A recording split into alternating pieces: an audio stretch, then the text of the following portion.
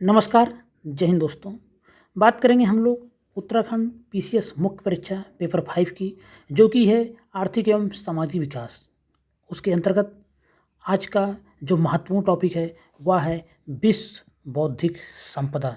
एक बहुत ही महत्वपूर्ण टॉपिक है और आपको बता दूं, विश्व बौद्धिक संपदा ऐसा टॉपिक है जहां प्रीलिम्स में भी क्वेश्चन आते हैं, मेंस में भी क्वेश्चन आते हैं और ऐसा कोई एग्जाम नहीं है किसी भी स्टेट का पीसीएस हो वहां पे विश्व बौद्धिक संपदा से क्वेश्चन आते रहते हैं। यह ऐसा एक संगठन है, तो यह सभी विद्यार्थियों के लिए बहुत महत्वपूर्ण है और उत्तराखंड मुख्य परीक्षा के दृष्टिकोण से यहाँ से कई बार क्वेश्चन आए हुए मेंस में, चाहे 2016 हो चाहे 2012, सभी में मेंस में क्वेश्चन आया हुआ है।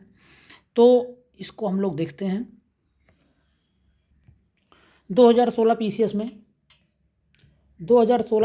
में 125 वर्ड में लिखने को आया था 8 नंबर का, तो इस बार भी आ सकता है। चाहे 5 नंबर, 2 नंबर, 12, 8 नंबर या 16 नंबर, किसी में भी एक क्वेश्चन आ सकता है। एक और बात, आगे बढ़ने से पहले जो भी उत्तराखंड का विद्यार्थी मुख्य परीक्षा दे रहा हो या कि कोई अन्य एग्जाम दे रहा हो, वीडियो को पहली बार देख रहा है तो वीडियो पसंद आए तो लाइक करें और चैनल को सब्सक्राइब जरूर करें। सीधे बात करते हैं विश्व बौद्धिक संपदा संगठन के बारे में।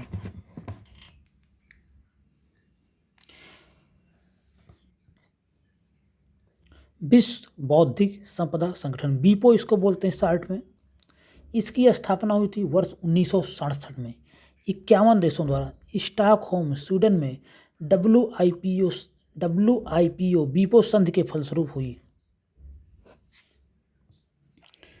यह संधि 1970 से लागू हुई।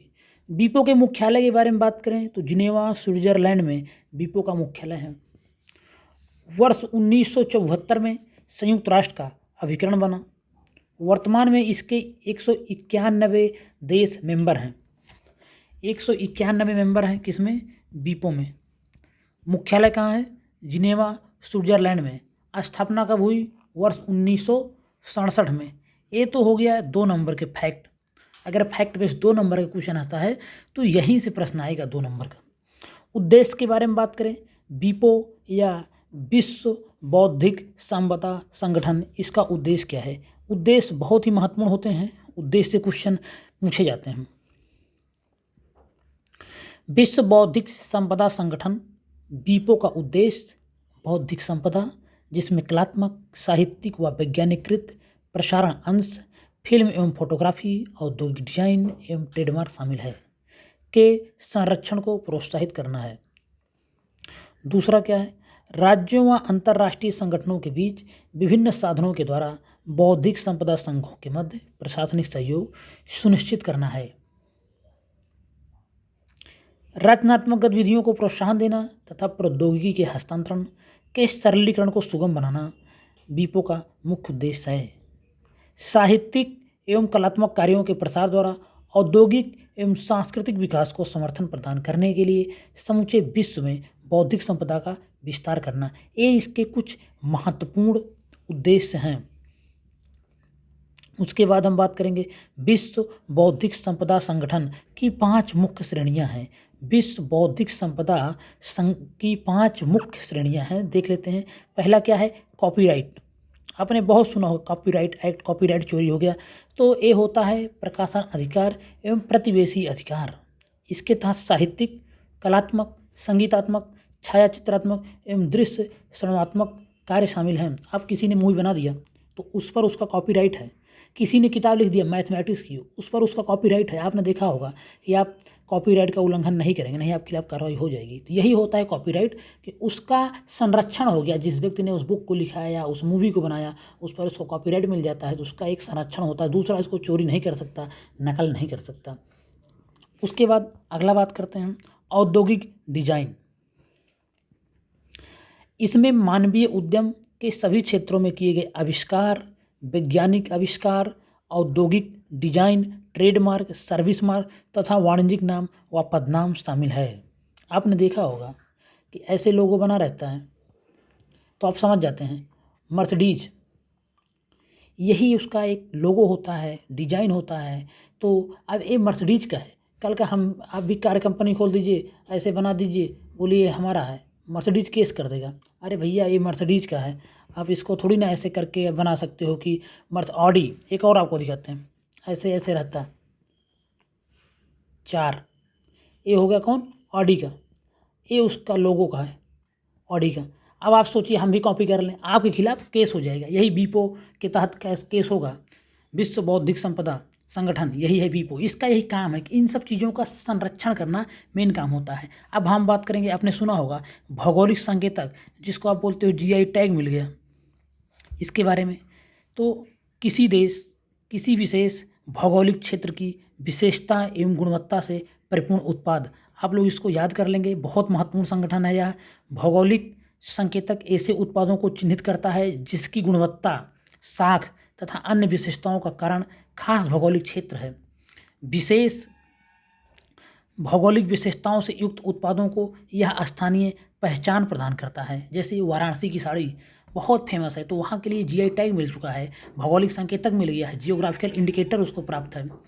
यदि किसी उत्पाद पर भौगोलिक संकेतक की मुहर लगी है तो यह खास भौगोलिक क्षेत्र या देश की गुणवत्ता और विशेषता का आश्वासन देता है। एग्जाम्पल देखिए, मैसूर सिल्क, असम की चाय, बनारसी साड़ियाँ, दार्जिलिंग की चाय, ये सब क्या है? जीआई टैग प्राप्त हैं। कंधमाल हल्दी, बहुत सारे ऐसे जीआई टैग प्राप्त उत्पाद हैं, आप एग्जाम्पल लिख सकते हैं। तो ये सब किसके अंदर आते हैं? वीपो के अंतर्गत आते हैं, वर्ल्ड इंटेलेक्चुअल प्रॉपर्टी के अंतर्गत आते हैं। उसके बाद हम बात करेंगे ट्रेडमार्क।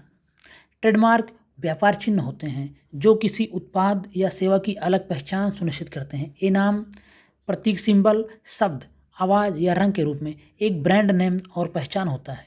पेटेंट से अलग ट्रेडमार्क को हमेशा के लिए पंजीकृत कराया जा सकता है। एक महत्वपूर्ण लाइन यहाँ पर याद रखेंगे। अगर आ जाए 2 नंबर में, ट्रेडमार्क और पेटेंट में क्या अंतर है? तो पेटेंट को कुछ ही दिन के लिए कराया जा सकता है, लेकिन ट्रेडमार्क क्या होता है? हमेशा के लिए होता है। आपको बता दें एक एग्जांपल, जैसे ऐसे टिक लगा रहता, सही क्या? नाइक कपड़े कंपनी, जूते कंपनी, उसका एग्जाम। अभी हमने आपको 2 बताया था, ऑडी और मर्सिडीज़ के बारे में। ऑडी, ये सब क्या है? एक ब्रांड का लोगो है और एक ब्रांड नेम होते हैं, तो वही सब है ट्रेडमार्क। ये सब वीपो के अंतर्गत आते हैं। ट्रेडमार्क किसी उत्पाद या सेवा की मार्केटिंग में बड़ी भूमिका निभाता है। आप दूर से देख लेते हैं, भैया फलाने का कंपनी का शर्ट है, पैंट है, या कार है, या कुछ और है, आप जान जाते हैं, या पेन है। अगर हम बात करें, ट्रेडमार्क का अधिकार किसी दूसरे के द्वारा समान प्रतीक या व्यापार चिन्ह बनाकर उपभोक्ताओं को भ्रमित करने से रोकने के लिए प्रयोग किया जा सकता है, परंतु ये किसी दूसरे ही को वैसा ही उत्पाद बनाकर अलग ट्रेडमार्क के साथ बेचने से रोकने का अधिकार नहीं देता। तो आप उसी लोगों का इस्तेमाल नहीं कर सकते हैं उसके, लेकिन आप उसी प्रकार की, उसी क्वालिटी का सामान बनाकर किसी अन्य लोगों के साथ बेच सकते हैं, किसी अन्य लोगों के डिजाइन के साथ। उसके बाद पेटेंट क्या होता है, अब आप जान लेते हैं। पेटेंट वह अधिकार है जो किसी आविष्कारक को उसके आविष्कार पर प्राप्त होते हैं।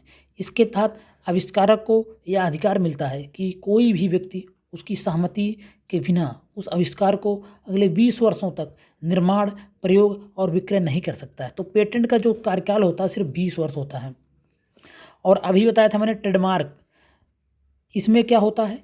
अनलिमिटेड, कोई टाइम ही नहीं। एक बार बन गई मर्सिडीज, अब वो मर्सिडीज का ही लोगो रहेगा।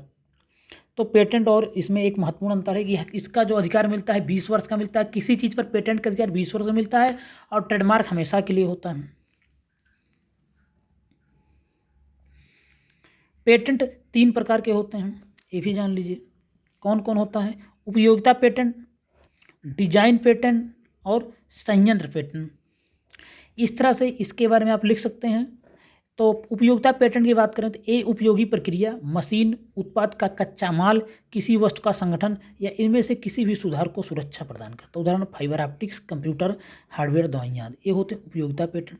डिजाइन पेटेंट, ये उत्पाद के लिए नए मूल रूप और आकृति के डिजाइन के गैर कानूनी उपयोग को रोकता है। उदाहरण जूते का डिजाइन, हेलमेट, कार्टून आदि। संयंत्र पेटेंट, ये नए तरीके से तैयार किए गए पेड़ पौधों की विविधता को सुरक्षित करने के लिए प्रदान किया गया। उदाहरण हाइब्रिड गुलाब, सिल्वर क्वीन मक्का, बेटर बॉय टमाटर आदि। तो ये सब संयंत्र पेटेंट है। उसके बाद हम बात करेंगे कुछ विशेष महत्वपूर्ण तथ्य के बारे में। भारत में महानियंत्रक पेटेंट डिजाइन एवं ट्रेडमार्क कोलकाता, मुंबई, दिल्ली और चेन्नई स्थित पेटेंट कार्यालयों के द्वारा ही बौद्धिक संपदा का रजिस्ट्रेशन कार्य किया जाता है। भारत में 4 जगह हैं, कोलकाता, मुंबई, दिल्ली और चेन्नई। यहाँ पर आप पेटेंट कार्यालय हैं, यहाँ पे आप अपने बौद्धिक संपदा का रजिस्ट्रेशन करा सकते हैं। ये महत्वपूर्ण फैक्ट पीटी के दृष्टिकोण से 26 अप्रैल को विश्व बौद्धिक संपदा दिवस मनाया जाता है। यह दिवस बहुत महत्वपूर्ण है, प्रश्न में पूछा गया हुआ है। एग्जाम में। औद्योगिक नीति संवर्धन विभाग, department of industry policy and promotion, DIPP, Bharat में बौद्धिक संपदा अधिकारों के संबंध में नोडल विभाग है। याद रखेंगे कि औद्योगिक नीति एवं संवर्धन विभाग यही नोडल विभाग है बौद्धिक संपदा अधिकारों का। बौद्धिक संपदा अधिकारों में देख लेते हैं एक ग्राफ के रूप में इसका। देखिए इनके पास कॉपीराइट है, भौगोलिक संपदा इसे जुड़े हुआ है, डिजाइन राइट्स, पंजीकृत अधिकार, व्यापार रास, आंकड़ों का अधिकार, पेटेंट, ट्रेडमार्क।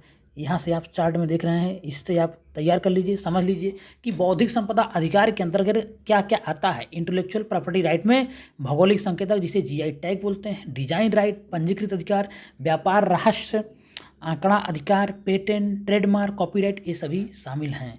उसके बाद एक और महत्वपूर्ण जहाँ से 5 नंबर का प्रश्न आ सकता है, विश्व बौद्धिक संपदा संगठन के कार्य क्या हैं। विश्व बौद्धिक संपदा संगठन के कार्य क्या हैं? तो यह बौद्धिक संपदा के क्षेत्र में अंतर्राष्ट्रीय मानकों के विकास तथा उनके क्रियान्वयन के आधार निश्चित करता है। इस क्षेत्र में 21 अंतर्राष्ट्रीय संधियों का अंतर्राष्ट्रीय प्रबंधन तथा निर्देशन करता है। इस क्षेत्र में 21 अंतर्राष्ट्रीय संधियों का अंतर्राष्ट्रीय प्रबंधन तथा निर्देशन करता है। अंतर्राष्ट्रीय बौद्धिक संपदा कानूनों का प्रगतिशील विकास कौन करता है? विश्व बौद्धिक संपदा संगठन। बौद्धिक संपदा से संबंधित वैश्विक संरक्षण प्रणालियां एवं सेवाएं, विकासशील देशों को ट्रिप्स के अधीन अन्य सहायता एवं तकनीकी सहयोग देना। ट्रिप्स के बारे में हम लोग आगे पढ़ेंगे। ट्रिप्स हमारे सिलेबस का बहुत महत्वपूर्ण पॉइंट है। पेटेंट, ट्रेडमार्क, औद्योगिक डिजाइन, भौगोलिक संकेतक और मॉडलों के संदर्भ में रजिस्ट्रेशन करने के कार्य में तेजी लाना, ये सब इसके महत्वपूर्ण कार्य हैं। तो कार्य 5 नंबर में आ सकता है, बहुत महत्वपूर्ण है। इसको आप लोग अच्छे से रट लेंगे, बहुत ही महत्वपूर्ण है। नोट्स बना लेंगे, याद कर लेंगे। संगठन के कार्य और उद्देश्य बहुत पूछा जाता है 5 नंबर में, और 2 नंबर में बस संगठन के बारे में पूछा जाता है, तो फैक्ट आप याद कर लेंगे। संगठन एवं संरचना के बारे में देख लेते हैं। बीपो के प्रमुख अंगों में साधारण सभा, सम्मेलन, समन्वय समिति तथा अंतर्राष्ट्रीय ब्यूरो शामिल है। संगठन के ढांचे में अनेक अस्थायी समितियां भी कार्य करती हैं। साधारण सभा नीतियों एवं बजट का अनुमोदन करती है। जो साधारण समिति होती है, जनरल समिति होती है, वही नीतियों एवं बजट का अनुमोदन करती है। यह महानिदेशक को दिशा निर्देश देती है। सम्मेलन में बौद्धिक संपदा से जुड़े मामलों पर सभी सदस्यों द्वारा विचार विमर्श किया जाता है। सम्मेलन में मूलभूत नीतियाँ तैयार की जाती हैं। यह तो है संगठन एवं संरचना। कोई बहुत महत्वपूर्ण यह नहीं है जितना महत्वपूर्ण कार्य एवं उद्देश्य होते हैं। अगर 16 नंबर में आता है तब संगठन एवं संरचना, उद्देश्य, कार्य, स्थापना सब दिखाना पड़ेगा। लेकिन अगर उद्देश्य पूछता है तो सिर्फ उद्देश्य लिखेंगे, 5 नंबर में ही आएगा फिर। और अगर कार्य पूछेगा तो सिर्फ कार्य ही लिखेंगे। आगे बात करें अगर हम बौद्धिक संपदा अधिकारों के व्यापार संबंधी पहलुओं पर समझौता। बौद्धिक संपदा अधिकारों के व्यापार संबंधी पहलुओं पर समझौते को ट्रिप्स समझौते के नाम से जाना जाता है। ट्रिप्स समझौता हमारे सिलेबस में अलग से है, उसके बारे में हम लोग पढ़ेंगे आगे। ट्रिप्स समझौते के अंतर्गत निम्नलिखित बौद्धिक संपदा अधिकारों के संरक्षण के वैधानिक मानक स्थापित किए गए हैं। तो बौद्धिक संपदा अधिकारों पर ये जो समझौता है, बौद्धिक संपदा अधिकारों के व्यापार संबंधी पहलुओं पर जो समझौता है, इसको ट्रिप्स के नाम से जानते हैं। TRIPS, ट्रिप्स के नाम से जानते हैं। और यह एक महत्वपूर्ण टॉपिक है जो कि हमारे सिलेबस में अलग से दिया हुआ है। ये तो अभी इकोनॉमिक्स के अंतर्गत हम लोग संगठन पढ़ रहे थे, आर्थिक संगठन, लेकिन ट्रिप्स अलग से सिलेबस में है, उसके बारे में हम लोग आगे चर्चा करेंगे। तो ट्रिप्स समझौते के नाम से जाना जाता है। ट्रिप्स समझौते के अंतर्गत निम्नलिखित बौद्धिक संपदा अधिकारों के संरक्षण के वैधानिक मानक स्थापित किए गए हैं, जैसे कॉपीराइट तथा संबंधित अधिकार, भौगोलिक संकेतक, औद्योगिक डिजाइन, पेटेंट, एकीकृत परिपथों को लेआउट डिजाइन, ट्रेडमार्क, गोपनीय जानकारी की सुरक्षा करना, संवेदनात्मक लाइसेंसों में प्रतिस्पर्धी प्रथाओं पर नियंत्रण, यह सब क्या है? ट्रिप्स समझौते के अंतर्गत निम्नलिखित बौद्धिक संपदा अधिकारों के संरक्षण के वैधानिक मानक स्थापित किए गए। बहुत महत्वपूर्ण, इसलिए इसको मैं 2 बार रिपीट कर रहा हूँ। कौन कौन है?